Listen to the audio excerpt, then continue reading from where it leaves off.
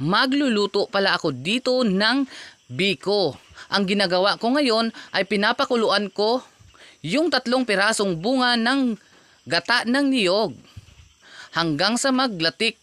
Nakita nyo naman, nagkakaroon na siya ng latik, pero kailangan mag golden brown muna siya.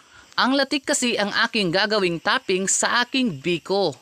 Kailangan lang talaga dito ng tiyaga sa paghalo-halo at hindi dapat malakas yung apoy para hindi agad masunog yung latik o itong gata na aking niluluto. Para pantay yung pagkakaluto. Mas maganda naman na magluto na dahan-dahan lang yung apoy para mas maganda. Nailagay ko na nga pala yung asukal bago itong malagkit.